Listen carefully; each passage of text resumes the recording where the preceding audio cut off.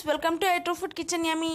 ఈరోజు మన వీడియోలో పొనగంటాకు పప్పు ఎలా తయారు చేయాలనే విధానాన్ని చూద్దామండి.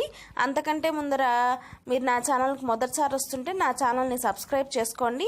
అలాగే పక్కనున్న చిన్న బెల్ ఐకాన్ ఉంటుందండి, గంట సింబలు.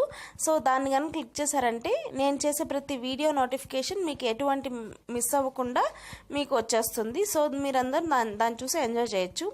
ఆల్రెడీ మనం పొనగంటాకుతో కూర ఎలా తయారు చేయాలనే విధానాన్ని చూపించాను నేను. చూడని వాళ్ళు ఎవరన్నా ఉంటే మన ఛానల్లో రెసిపీస్ అనే ప్లేలిస్ట్లో ఉంది, చూడండి. సో పొనగంటాకు పప్పుకి కావాల్సిన పదార్థాలు ఏంటంటే కొద్దిగా కందిపప్పు, శుభ్రంగా కడిగి పెట్టుకున్న కందిపప్పు, సో మిర్చి అండ్ అలాగే ఆనియన్స్, సో శుభ్రంగా కడిగి పెట్టుకున్న పొనగంటాకు. సో నేను ఇక్కడ ఎప్పుడు టమాటాలు వాడలేదండి. సో మీరు టమాటాతో చేస్తే మటుకు నాకు కామెంట్స్లో తెలియచేయండి. సో ఈ మూడు కొద్దిగా ఒక చిన్న గిన్నెలో వేసేసుకొని కొద్దిగా చింతపండు కానీ వేసుకొని దీనికి సరిపడా వాటర్ కానీ వేసుకుంటున్నాను. ఇక్కడ చూస్తున్నారు కదా. సో కొద్దిగా వాటర్ కానీ వేసుకొని సో నేను దీన్ని కుక్కర్లో పెట్టేస్తున్నాను. కుక్కర్లో ఒక 4 విజిల్స్ రంపించేసేసి చూడండి, కుక్కర్లో 4 విజిల్స్ వచ్చాక మన పొనగంటాకు ఇట్లా ఉంటుందండి. కొద్దిగా వాటర్ బయటికి తీసేసి నెరిపిన తర్వాత దాంతో కొద్దిగా పసుపు, ఉప్పు కానీ వేసేసి మంచిగా చక్కగా నెరుపుకుంటున్నానండి. వాటర్ తీసిన తర్వాతే కొద్దిగా నెరుపుకుంటే మనకి మంచిగా పప్పు అనేది కలుస్తుందండి. సో ఇప్పుడు నేను ఈ వాటర్ని కానీ వేస్ట్ చేయను. ఈ వాటర్ని ఇప్పుడు వేసుకొని ఒక 10 నిమిషాల పాటు గ్యాస్ మీద పెడతానండి.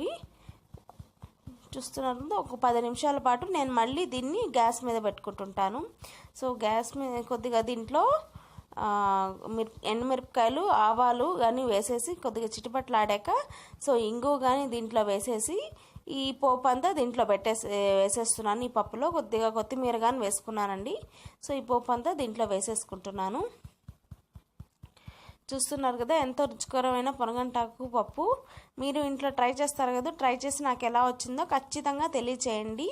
సో చెప్పాను కదా, మన ఛానల్లో ప్లేలిస్ట్ ఉంది. ప్లేలిస్ట్లో మీరు పొనగంటాకు కూరగా చూడొచ్చు. సో చూస్తున్నారు కదా, మొత్తం వేసేసుకొని ఒక 10 నిమిషాల పాటు సిమ్లో పెట్టుకొని నేను ఈ గ్యాస్ మీద పెడతాను. ఇంకేమైనా పచ్చివాసన ఉంటే పోతుందని నేను అట్లా గ్యాస్ మీద పెట్టుకుంటుంటానండి.